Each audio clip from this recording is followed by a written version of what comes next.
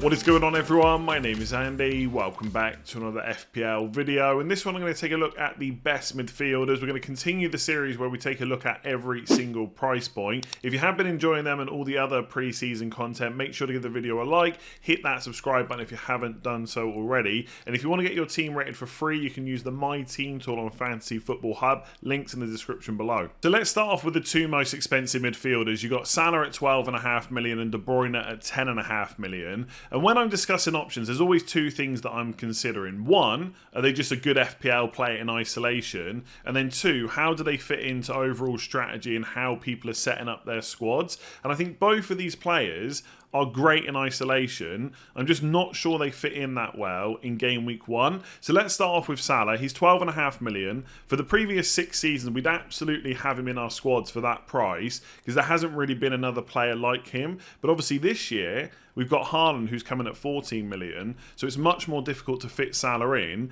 And when you do pay 12.5 million, you want to be able to captain that player as well. And when you look at the first 6 game weeks, the only fixture where I think Salah is the standout better option is Bournemouth at home. And if you had to captain Haaland against Newcastle away, it really wouldn't be the end of the world. So unless you can get Salah and Haaland in and are happy with the rest of your squad, it is very difficult, or a bit more difficult than normal, to justify Salah in your side. That being said, if you're thinking, well, hang on, I'm definitely going to have him, that is perfectly fine because he's still fantastic. Last year was his 4th highest total score out of 6 seasons. 0.78 expected goal involvement is what his average is over 6 seasons. So he's not letting up in terms of creating chances, goal scoring opportunities and stuff like that. And going into this season, you would still expect Liverpool to score a lot of goals. And who's the one that's nailed on? It's Salah. The other 4 players you'd be looking at, Diaz, Jota, Darwin and Gakpo, they're all fighting for 2 spots. So that's one of the reasons you pay the premium for Salah, and he's on penalties as well. And I think outside of maybe Chelsea away game week 1 and Newcastle away game week 3, the opening 6 fixtures aren't even that bad either. So it's one of those players where I can't sit here and say he's a bad option because he's not. But I think the way people are setting up for game week 1, it is much more difficult to include in than normal. So there's no right or wrong answer. If you want him, fine.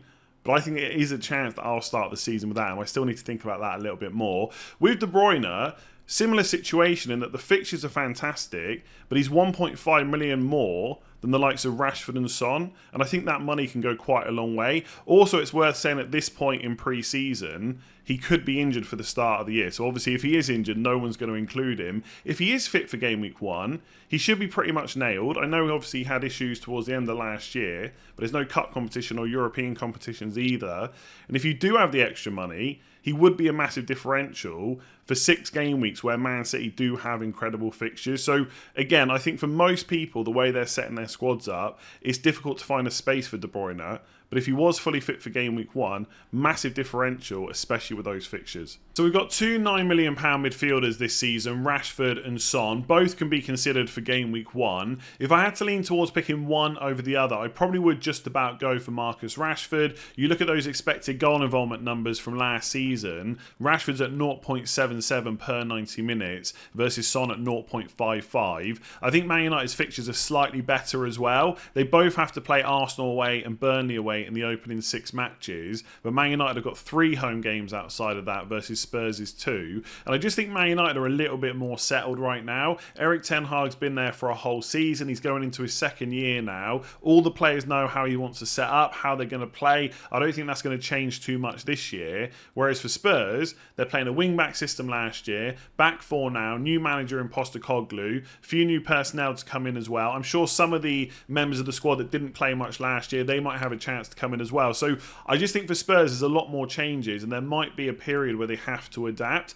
So I would pick Rashford over Son. That being said, if you're not going to go for someone like Salah or Kane alongside Haaland, there is a lot of money to go around, and there's no reason why you couldn't include both. Because Son didn't perform how we know he can last year, his ownership's going to be pretty low. We know he had like hernia issues and stuff like that he's had surgery for. I would expect him to do better this year, and I've seen a lot of talk about how Postecoglou's going to set up, how he uses his wingers quite high and wide, and maybe that is the case, but I also think good managers adapt to the personnel they have, and And Son is not a player that you keep high and wide. He's someone that you get close to goal. So I could see a big improvement from him this year versus last year. And I do quite like the fixtures, even though I think Man United are slightly better. So if you're contemplating starting with both £9 million midfielders, I think it's a pretty nice idea. So as I said at the start of the video, if you want to get your current draft rated for free, you can check out the My Team tool on Fantasy Football Hub. Just click the link at the top of the description below. If you want to use some of the other features of that tool, check out the members articles, the fixture analyzer, the Opta stats, the points projections, and all the other cool stuff that's on offer. There are memberships available as well, up to 50% off at the moment. And if you sign up, don't win your mini league, you can get your money back. Terms and conditions apply. All links you need in the description below. So we've got three great options at 8.5 million: Saka, Fernandes, and Odegaard. And if you've been watching my videos throughout pre-season, you'll know I'm keen on having Saka in my squad.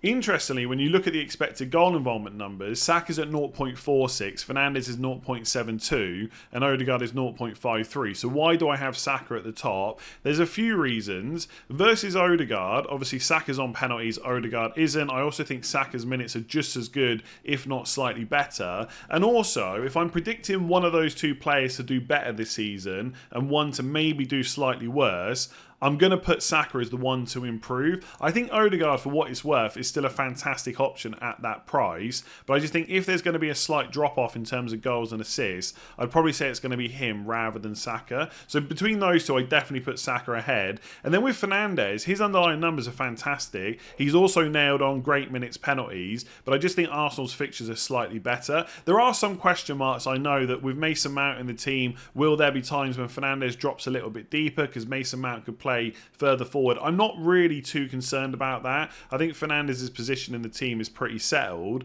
but I guess there is that thing to look at over pre-season. So between these three, I would pick Saka first, then Fernandes, then Odegaard, but I think you could consider all three for game week 1. So we've only got two options at 8 million. That's Martinelli at Arsenal and Jota at Liverpool. Just on Jota first of all, I feel the same about him as I do every other Liverpool attacker that's not called Salah, and that is that we cannot guarantee enough minutes from him for him to be a good option in game week 1. Like, he can play centre forward, so can Darwin and Gakpo. He can play left wing, so can Darwin and Diaz. There's just too much competition in those Liverpool spots. Unless something major happens in pre-season, or there's some injuries or stuff like that, I just don't think we can consider any of them. And don't get me wrong, Jota is fantastic. If at some point he becomes nailed on, he suddenly becomes one of the best options in the game, especially at 8 million. But I don't think anyone can guarantee that. I know people have strong opinions about who's first choice, but there is no guarantee whatsoever. So I think for game week 1, it's hard to include someone like Jota.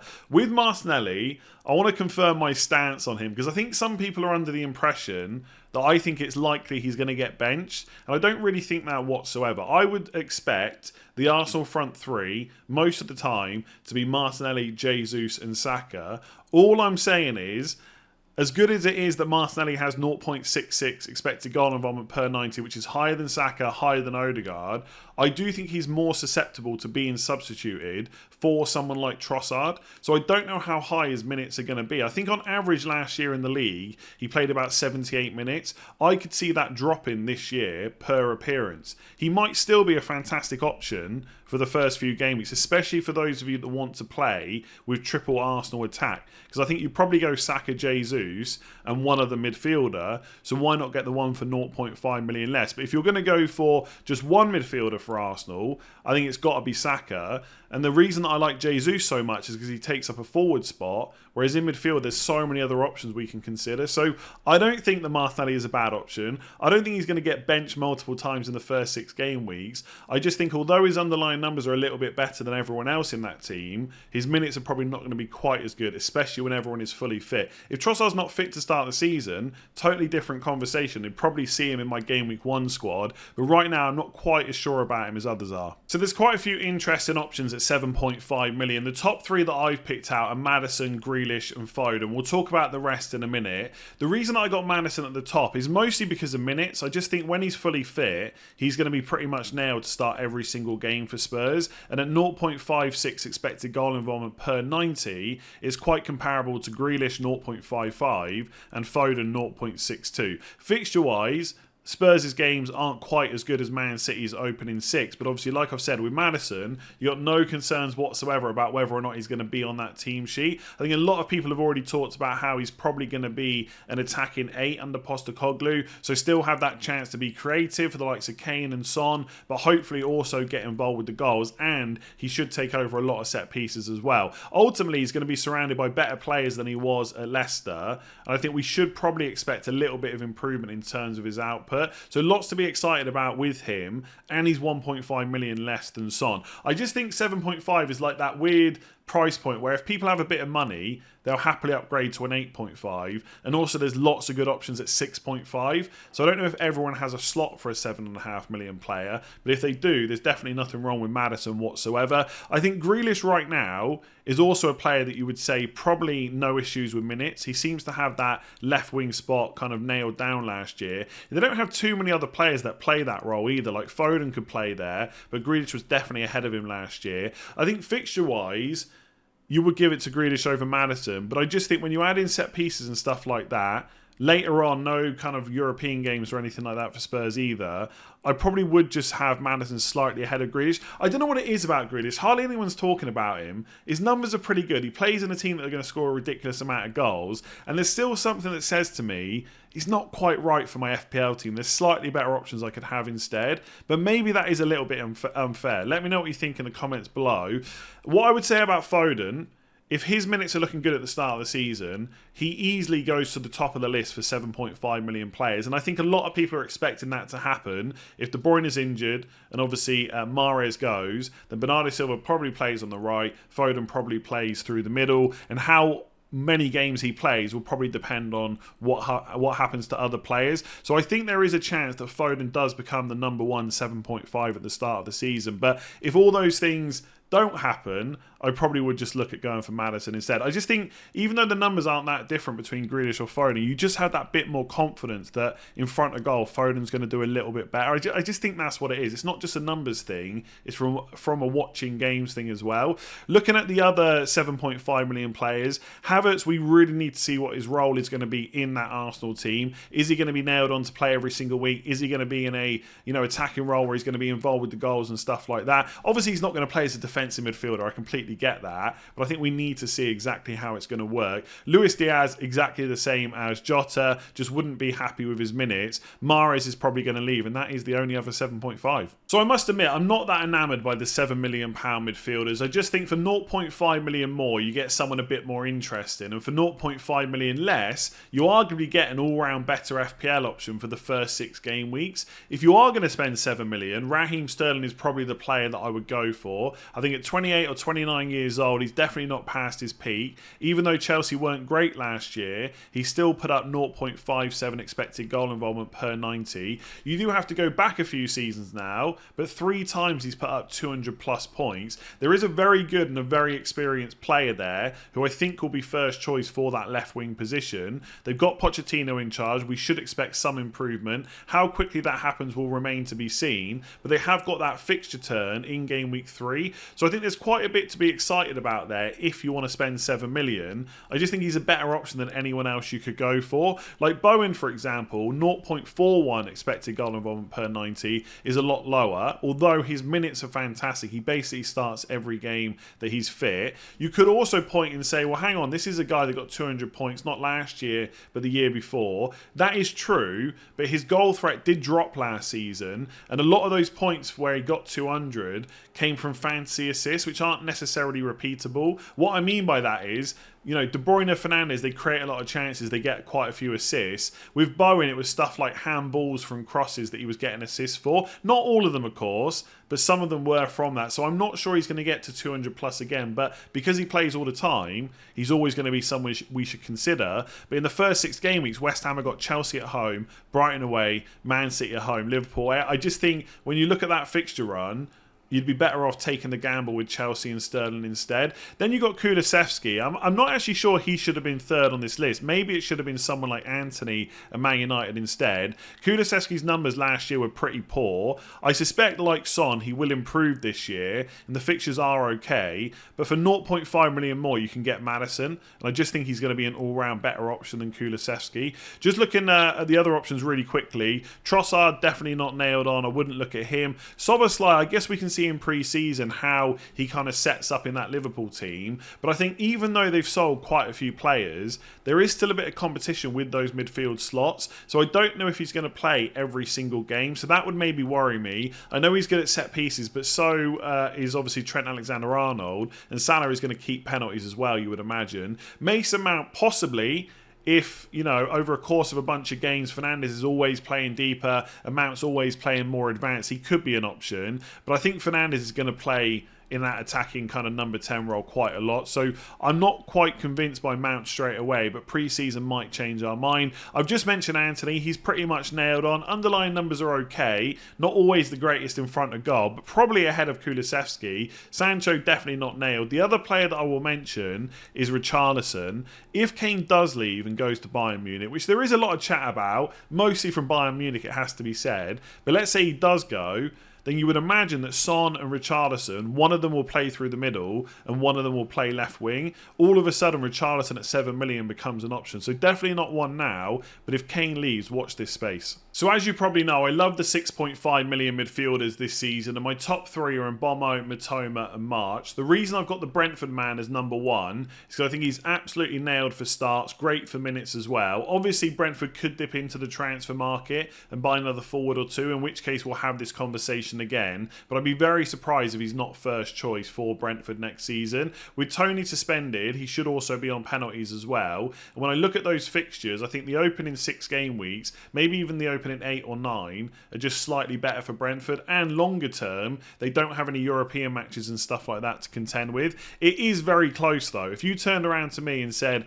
I'm going to go for Mitoma or March instead, I'd say fair play, that is a great choice. All three of these players are fantastic. You could even start with 2 of them if you wanted to, depending on how your squad is set up. Just looking at the other players at 6.5, you got Gross, who's another Brighton midfielder, probably on penalties without McAllister as well. I don't think penalties is a big enough advantage to make him better than Mitoma or March, because I think there is a chance that he'll continue to play in a deeper role in midfield. But again, pre-season might tell us different. If he is advanced and he's on penalties, he might suddenly become the best option out of those 3. I think Mudryk is just probably not going to get enough minutes, not early on anyway. Eze should be nailed under Roy Hodgson, on penalties as well. Crystal Palace opening fixtures aren't bad. Sheffield United away, Arsenal at home, Brentford away first 3. Then it's Wolves, Villa and Fulham. I just think all 3 of the players I just spoke about are better for the first 6 matches than Eze is. So it's not that he's awful. I just think the other 3 are better. Also, his underlying numbers are quite a bit worse than those 3 as well. So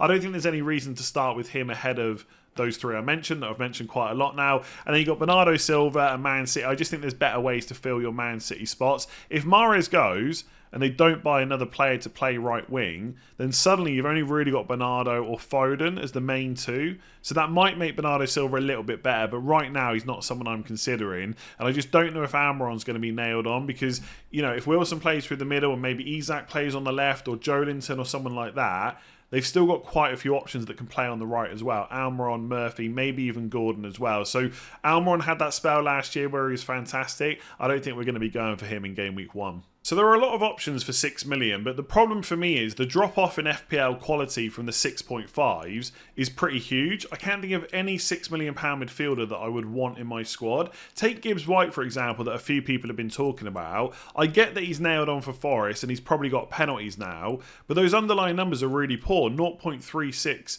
expected goal involvement per 90. And you might say, yeah, but he's only 6 million, and I get that. But for 0.5 million more, I can get such a better FPL option that I'd rather make a sacrifice elsewhere. And then you look at the Nottingham Forest fixtures to open the season. First 6 games, they got Arsenal away, Man United away, Chelsea away, and Man City away. So I cannot see any reason why you would put him in your Game Week 1 squad, unless you were trying to fit so many premiums in that you had to have a £6 million mid and you were just going to hold them long term for when the fixtures get better. But I just can't see why you would take up a midfield slot for them. Similar thing with kind of Brennan Johnson. Obviously, right now he's at Nottingham Forest, so he's got the same issue with fixtures. There are rumours that Brentford want to buy him. If that happens, obviously there's knock-on effects. Maybe he then becomes a better option. Maybe that makes some of the other players like Mboma and Wissa slightly worse. We'll have to wait and see. But even then, Johnson's underlying numbers are not fantastic. Jacob Ramsey's a player that a lot of people like. Similar numbers to Gibbs White. He may be injured. So I just don't know which 6 million mids you'd want to include. If we look at the rest of the list, I think you've got Buendia, Coutinho and Tielemans all at Villa. Maybe they're going to be options at some point, but I think there's minutes concerns for some of them. Tielemans may be on penalties. Maybe he gets them off Watkins. That's not guaranteed. Elise is injured at the moment. I think he's an okay option at 6 million. But again, I'd probably rather pay 0.5 more to get Eze, who's got better underlying numbers and is on penalties. I can't see any reason why you would just save that 0.5 unless you absolutely had to. Eriksen's minutes are probably going to come down this year. McAllister, similar to Szoboszlai. Will he play from the off every single game? How far advanced will he be? And then you've got the Newcastle midfielders. Some people have said with Tonali there, Bruno Guimaraes might get further forward. It could be the other way around. Maybe Bruno Guimaraes sits deep and Tonali gets a little bit further forward. We'll have to wait and see. Maybe I've got that wrong. Again, pre-season will tell us that. So Maximin's probably going to go. Joe Linton may play in midfield. He could play left wing. Again, would I really want him in my midfield? Probably not. Benrahma's not nailed. And yeah, there's not really too many other options. So I just think the £6 million midfield slots are one of the worst in FPL. I think when you go down in price, they don't get much better in terms of underlying stats, but at least they cost less money. I just think at 6 million, you better find that 0.5 and get someone like Mboma, Matoma or March instead. So at 5.5 million, it doesn't get much better, but at least you're paying less money for similar underlying numbers. If you look at McNeil, 0.37, Andreas, 0.36, that's quite comparable to the likes of Gibbs, White and Johnson that we just spoke about. The player that really stands out is Enciso. He put up a quite incredible 0.78 expected goal involvement per 90 minutes last year. It was a small sample of games, but it is quite promising for the future. We saw him play. He was great. He's young. He's only going to improve, especially under De Zerbi. The problem is, will he get those minutes? Last year, he was mostly used as a number 10. McAllister is now gone, so that does free up a spot. But Gross is capable of playing there. João Pedro could play off a forward. They could just play with two strikers. There's no guarantee that Enciso gets minutes. But if he does continue to perform at the level we've seen so far, even if he got like 4 or 5 starts in the first 6, you could maybe consider him. The problem for me is, you've got a maximum of 5 midfield slots. A lot of people are playing 3-5-2. There's like 10, 15, 20 midfielders that I kind of like this year. It's very easy to fill those spots. And unless I was sure about Enciso's minutes, I just don't think I would go there. If you're playing a slightly different formation, like a 3-4-3 or something like that, or a 4-4-2, and you've got a midfielder on your bench and you've got a bit of money to go around, maybe you take the risk that at some point Enciso will play quite often and just spend that extra money and have a 5.5 midfielder on your bench. Most people are not going to want to do that, but it is something to consider. So he probably looks like the best option right now, even though he's not necessarily nailed on. I think McNeil's probably the best option for Everton. Should start most games. Underlying numbers are okay for 5.5. Andreas is someone I'm interested in, because if Mitrovic leaves, he'll probably get penalties. But outside of that, it does feel not great to have to spend $1 million more than we did last year. And then there's lots of other 5.5s that could be considered. I'm not going to go through every single one because it would take too long, but I've written down some names. So you got Willian, who's just signed back to Fulham now. He's also 5.5. Madueke at Chelsea. We'll have to wait and see how they set up. If Mudryk and Sterling are mostly going to be used on the left, they don't really have too many players for the right. So Madueke could play. You got Sharda at Brentford as a cheaper option to Wissa and Mbommo. Billin at Bournemouth. You got Gordon at Newcastle if he's first choice. And of course, Neto, 5.5 million at Wolves. So we're in really dodgy territory now discussing £5 million midfielders, but to be fair, the way that FPL have done the pricing this year, there's not too many 4.5 million midfielders that are guaranteed starts or attacking returns. So for those of you that have got a midfielder on the bench, you might have to spend that extra 0.5 million to get those security of starts. So let's talk about the options. One is Enzo Fernandez at Chelsea, should be absolutely nailed on to start pretty much every game. And obviously you're not expecting massive amounts of attacking returns for 5 million. So even though his expected goal involvement was quite low, the fact that you can rely on him to be on that team sheet every week is quite good. Maybe those numbers will improve this year because Chelsea should improve in general, but it's not like I expect him to go and play as a number 8 or a number 10 or anything like that.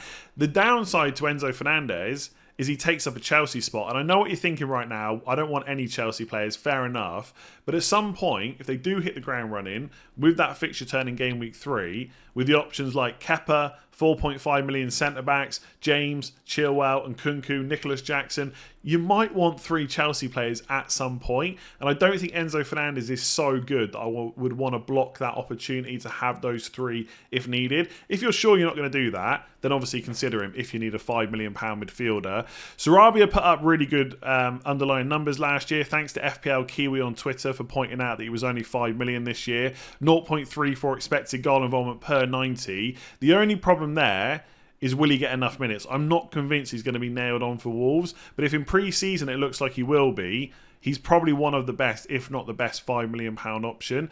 You've also got Sander Berge at Sheffield United. I have seen people talking about who's going to have penalties for Sheffield United. I'm not expecting them to go and get like 5, 6, 7 penalties this year. They might get the odd one. It could be Sander Berge that's on them. Underlying numbers last year were pretty good, but that was in the Championship. Last time he was in the Premier League, nowhere near that good. So again, nothing to get excited about here, but he should at least play pretty much every single game. And fixture-wise, look, they're not great first 6, but this is a player that's mostly going to sit on your bench, so I wouldn't worry too much about that. Just some other names that I looked at. Kovacic keeps coming up, could play in the Gundogan role. Problem there is, that's not guaranteed. He might play some games, then not play others. And also, it blocks a Man City spot. We've all got Haaland.